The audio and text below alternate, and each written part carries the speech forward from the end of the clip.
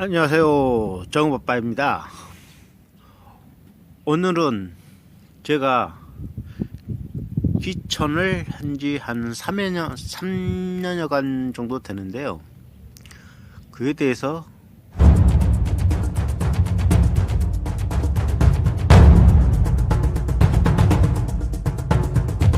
이야기를 해볼까 합니다. 귀촌은 제가 2017년 아마 초에 준비를 하게 됐습니다. 저는 좀 일을 급하게 추진을 해가지고 몇 군데 많이 다녀봤어요. 일단 시골로 내려갈 마음을 확실히 정하고 2017년 초부터 답사를 다니고 했던 것 같아요. 첫 번째 제가 원하는 곳은 강원도 쪽, 강원도 춘천 쪽이었어요. 근데 생각보다 가격들이 비싸고 또 마땅하게 구해지질 않더라고요. 그리고 여러 군데를 돌아다녔는데 그 다음 가본 것이 경북 영양이었어요. 이것은 좀 고추가 많이 나는데 가서는 순조롭게 잘 됐는데 이 계약을 하려고 보니까 갑자기 주인이 집을 팔아버리더라고요.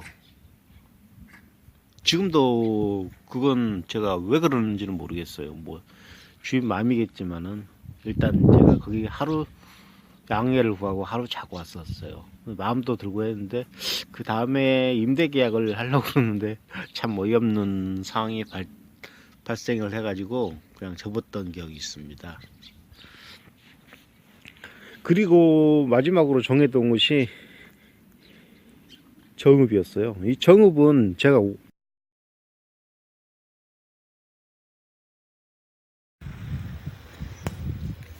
일단 정읍은 원래 가고자 하는 곳이 아니었지만은 자주 활동하던 카페에서 우연히 소개를 받아 이 정읍으로 가게 됐는데 처음에는 일이 참 술술 잘 풀렸어요. 그런데 끝날 때는 꽤 안 좋게 끝났어요. 이 집은 저하고 좀 인연이 안 됐던 모양인데 이 초창기에는 괜찮았지만 이게 갈수록 그 윗집하고 트러블이 많이 생겨가지고 상당히 고생을 했어요. 일단 이 윗집 부부들은 너무 막무가내식이라 어떻게 할 방법이 없더라고요. 저는 되도록이면 마을 주민들과 부딪히지 말자는 그런 주의인데 웬만한 건 저도 참았거든요. 그런데 이 겪다 보니까 이게 장난이 아닌 거예요. 원래 이 집하고는 제가 이 대나무로 경계가 쳐져 있거든요. 근데 쓰레기 소각을 자꾸 저희 집 있는 쪽으로 막 던지더라고요. 그럼 투척을 하는 거죠. 그리고 시도 때도 없이 비닐이건 뭐든 다 태우는 거예요.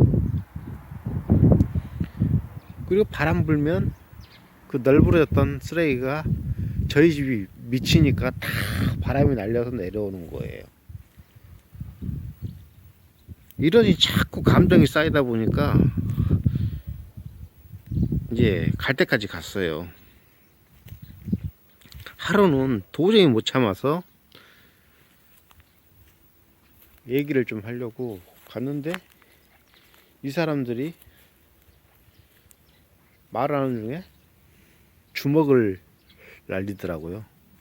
솔직히 제가 힘으로 치면은 그 노인네 둘을 못 이기겠습니까? 아무리 제가 싸움을 못한다고 해도 그렇지. 몇 대 맞고 바로 경찰을 불렀죠.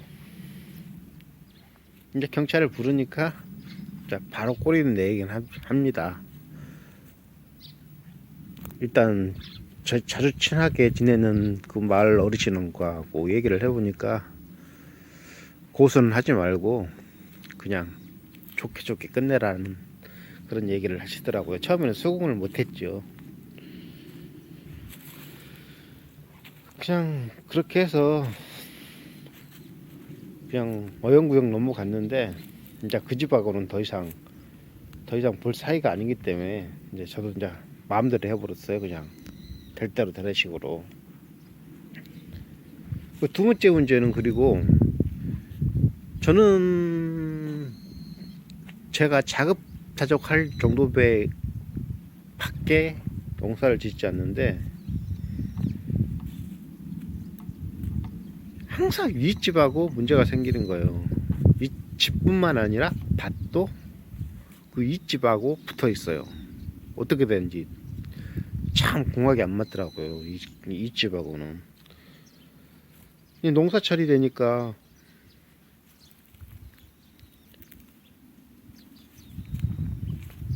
그 집분 전업농이라 이 농사를 먹고 사는 분들이잖아요.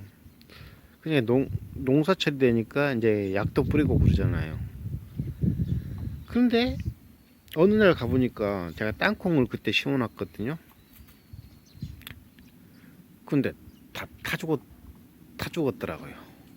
나중에 알고 보니까 이 양반들이 제초제를 뿌리면서 우리 땅콩이 많은 부분이 다 말라 죽었더라고요. 또 그것까지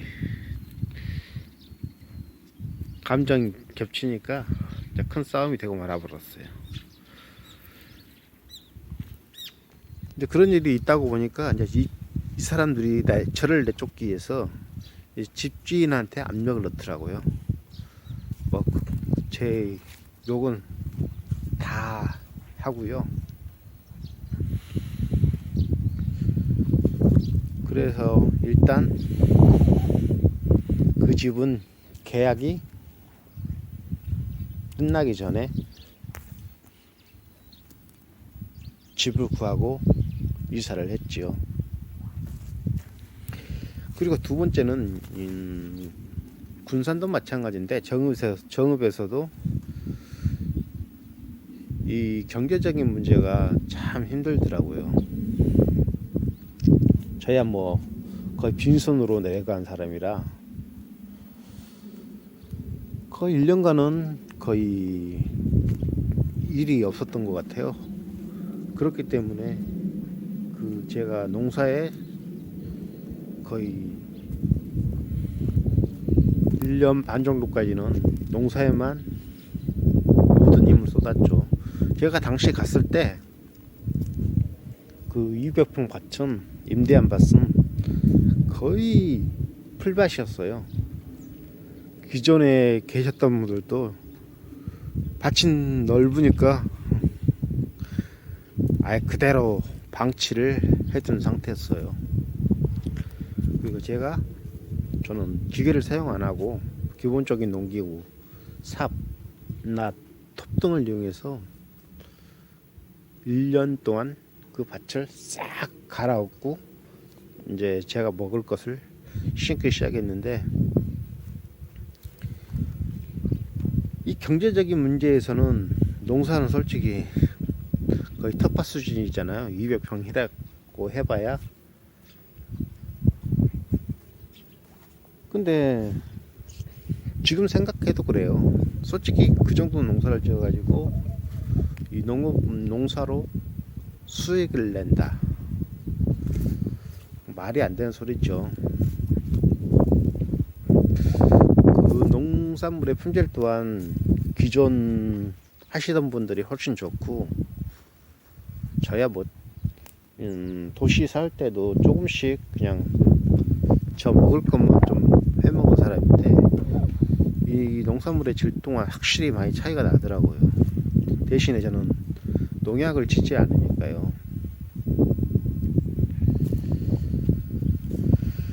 그런데 이 경제적인 부분에서는 제가 처음에는 많이 힘들었는데, 가장 힘들었던 것은 이제 최악의 상황까지 가게 된 거예요. 일은 하려고 해도 일은 없고, 그러니 이제 없는 놈이 몇 달 놀다 보니까 이제 모든 게 다 떨어졌죠. 그래서 쌀까지 떨어지는 극한 상황까지 가니까 일단 제가 면사무소를 통해 도움을 청해 봤었어요. 그런데 저는 조금 가능하지 않을까 생각을 좀 했었는데, 쌀을 좀 먹긴 얻었어요. 그리고 그 담당장 분이 와서 상담을 좀 하고 그랬는데, 쌀 조금 먹고요. 그 후에는 혜택 같은 게 전혀 없더라고요. 도와줄 수 없다는 그런 말과 함께 일단은 그 쌀로 그 당시를 이겨내긴 했던 것 같아요. 더 이상 안 되겠다 싶어서 이제 일을 본격적으로 찾아나기 시작했습니다. 처음엔 제가 자전거를 타고 다녔어요. 도시에서도 마찬가지고 자전거를 타고 다녔는데, 일을 찾기 위해서 저희 집에서 그 읍내까지 한 4km에서 5km 정도 됐어요. 그때 새벽에 자전거를 타고 가려고 하니까 앞이 깜깜하더라고요. 일단 어둠 속을 자전거를 타고 며칠은 다녔습니다. 근데 이게 이 차 때문에 솔직히 겁이 나더라고요. 며칠은 다녔는데 인력 시장을 며칠은 다녔어요. 괜찮더라고요. 서울보다는 못하지만 그래도 인력이란 게 다 거기서 거기기 때문에. 그리고 이 인력 시장도 처음에 가면 일이 안 줘요. 일을 며칠 다니고 모든 게 마찬가지겠지만 낯을 익혀야지 일을 주는데, 이게 교통편 때문에 또 나갈 수가 없는 거예요, 자주는. 그래서 이 또 다른 교통수단이 생기지 않는 한 여긴 다닐 수가 없더라고요. 그리고 다른 대체편으로 알바를 구하기 시작했는데, 몇 달을 제가 알아보고 하는 중에 그 옆 동네에 그 에어컨 그 필터 같은 걸 생산하는 데가 있더라고요. 거기서 3개월을 제가 해보니까 수중에 한 500 정도 떨어지더라고요. 이제 그걸로 일단 해결이 됐습니다. 경제적인 문제는. 제가 그렇다고 가만히 있었던 건 아니에요. 거의 마을에서 생기는 일들은요 거의 닥치지 않고 다 했고요. 근데 시골 일이란 게 그래요. 이 일당이 이 도시처럼 딱딱 하루로 끊어지는 게 아니라 뭐 다 노인분들이라 이 일들이 반나절 그 정도예요. 뭐 하루 일거리가 없더라고요. 거의. 일단 저는 닥치는 대로 일을 해야 되니까 그거라도 열심히 했죠. 일단 제가 손도 빨고 하니까 그 소문이 나니까 일이 조금씩 들어오긴 하더라고요. 마을 일들. 근데 다 반나절 거리. 그게 일당이 얼마냐면 4만원이에요. 그 돈을 보고 하면은 솔직히 못하는 일이죠. 일단 저는 그 마을에 정착을 했으니까 제 인상을 좀 좋게 남겨야 하기도 해야 했지만, 일단 그 어르신들을 좀 더 도와드려야겠다는 그런 생각이 먼저 들어가지고 들어온 대로 많이 해드렸죠. 이 경제적인 문제가 확실히 좀 읍내하고 많이 떨어져 있다 보니까 좀 힘들긴 하더라고요. 그래도 정읍에서는 어느 정도 이제 안정을 좀 찾으려고 하는데 이 윗집부 이런 문제 때문에 일단 텃세라고도 할 수 있는데 일단 그 정도는 해두고요.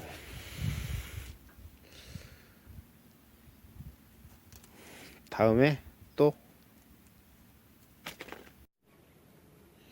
시골로 내려오면 이 이웃과 어떻게 잘 지낼까 하는 문제인데요. 이 시골은 도시와는 다르게 좀 말이 많습니다. 안 좋게 말하면 말이 많은 건데 소문이 진짜 빠르더라고요. 작은 공동체이다 보니까 작은 거 하나라도 동네에 쫙 퍼지더라고요. 이것은 제가 정읍에서도 느낀 건데 내 자신이 하지도 않는 말들이 동네에 싹 퍼져 있는 거예요. 누구는 이렇네, 누구는 이렇네. 이 할머니들 사이에서 아니 제가 사탕이더라고요. 껌도 아니고 사탕이었어요. 너무 맛있나 봐요. 근데 이 시골이란 게 다 그런 것 같아요. 한 사람이 들어오게 되면 모든 관심이 이야기 소재거리가 되는 것 같아요. 그리고 정읍을 살 때는 일단 대문이 없었어요. 그래서 사람들이 수시로 왔다 갔다 하면서 살펴보기도 하는데 이 군산은 대문이 싹 있습니다. 그래서 그건 좋은 것 같아요. 일단 저는 누구든 먼저 만나면 뭐 기본이긴 한데 인사부터 하고요. 누군지 몰라도요. 그게 최고인 것 같습니다. 하지만 말은 어쩔 수 없어요. 그냥 그러려니 해야지 내 신간이 편합니다. 그때그때 마을 행사도 참여하고 또 필요한 거 있으면 도와드리고 그 정도 하면은 뭐 크게 문제될 거는 없을 것 같습니다.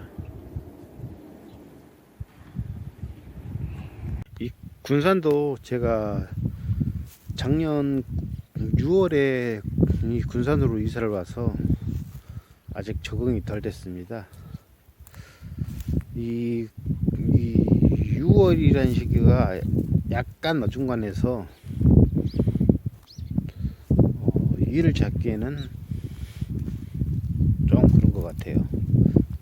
그동안 시간 날 때마다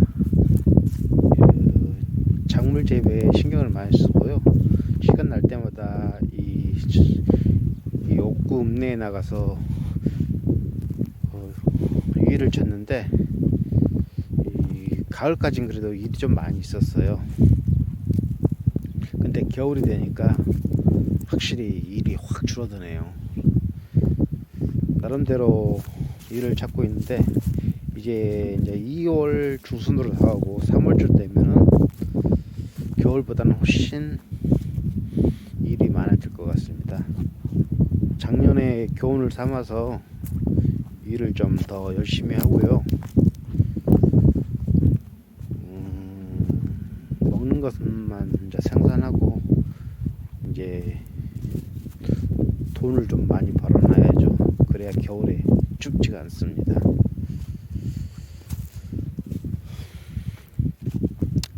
지금 현장은 저희 집 근처에 있는 보리밭인데요. 그냥 푸르기만 합니다. 제 건 아닙니다. 일단 제가 좀 해보고요.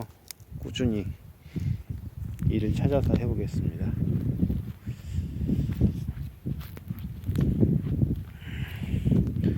군산도 살기는 좋아요. 근데 단 안 좋은 게 바닷가 근처라서 바닷가 근처서인지 몰라도 습도가 상당히 높더라고요. 공식들이 금방상.